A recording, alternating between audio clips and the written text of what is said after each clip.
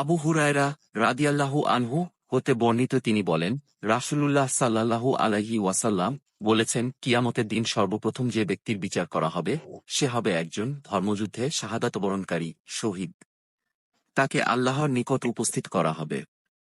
অতঃপর আল্লাহ পাক তাকে দুনিয়াতে প্রদত্ত নেমতসমূহের কথা স্মরণ করিয়ে দিবেন, আর সেও তা স্মরণ করবে। এরপর আল্লাহ তাআলা তাকে জিজ্ঞেস করবেন, দুনিয়াতে তুমি কি আমল করেছ?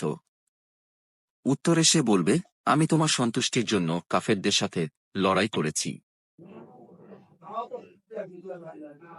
এমনকি শেষ পর্যন্ত শহীদ হয়েছি। তখন আল্লাহ বলবেন, তুমি মিথ্যা বলছ, বরং তোমাকে যেন বীর বাহাদুর বলা হয়, সেজন্য তুমি লড়াই করেছ। আর তোমার অভিপ্রায় অনুযায়ী তোমাকে দুনিয়াতে তা বলাও হয়েছে। অতঃপর তার ব্যাপারে আদেশ দেওয়া হবে। তখন তাকে উপর করে টেনে হিঁচড়ে জাহান্নামে নিক্ষেপ করা হবে। অতঃপর সে ব্যক্তিকে বিচারের জন্য উপস্থিত করা হবে, যে নিজে দ্বীনী ইলম শিক্ষা করেছে এবং অপরকে শিক্ষা দিয়েছে, আর পবিত্র কুরআন অধ্যয়ন করেছে এবং অপরকে শিক্ষা দিয়েছে। তাকে আল্লাহ পাকের দরবারে হাজির করা হবে। অতঃপর তিনি তাকে নেমতসমূহের কথা স্মরণ করিয়ে দিবেন এবং সেও তা স্মরণ করবে। অতঃপর আল্লাহ তাআলা তাকে জিজ্ঞেস করবেন, এই সমস্ত নেমতের শুকরিয়া জ্ঞাপনের জন্য তুমি কি আমল করেছ?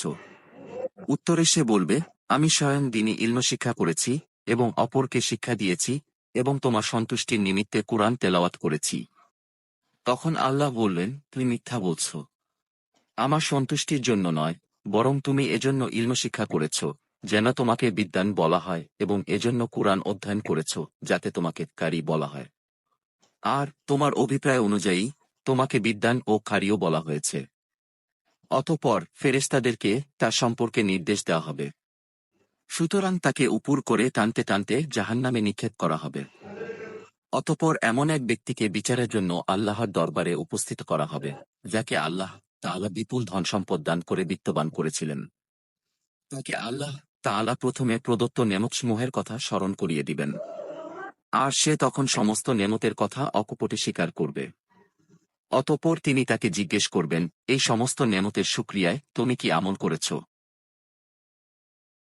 উত্তরে সে বলবে, কথা স্মরণ করিয়ে দিবেন, আর সে তখন সমস্ত নেমতের কথা অকপটে স্বীকার করবে। অতঃপর তিনি তাকে জিজ্ঞেস করবেন, এই সমস্ত নেমতের শুকরিয়ায় তুমি কি আমল করেছ? উত্তরে সে বলবে, যে সমস্ত ক্ষেত্রে ধনসম্পদ ব্যয় করলে তুমি সন্তুষ্ট হবে, তোমার সন্তুষ্টির জন্য সেসব খাতের একটি পথেও ব্যয় করতে ছাড়িনি। আল্লাহ তাআলা বলবেন, তুমি মিথ্যা বলছ। আমার সন্তুষ্টির জন্য নয়, বরং তুমি এই উদ্দেশ্যে দান করেছিলে, যাতে তোমাকে বলা হয় যে সে একজন দানবীর। সুতরাং তোমার অভিপ্রায় অনুসারে দুনিয়াতে তোমাকে দানবীর বলা হয়েছে। অতঃপর ফেরেশতাদেরকে তার সম্পর্কে নির্দেশ দেওয়া হবে। নির্দেশ মোতাবেক তাকে উপর করে টানতে টানতে জাহান্নামে নিক্ষেপ করা হবে।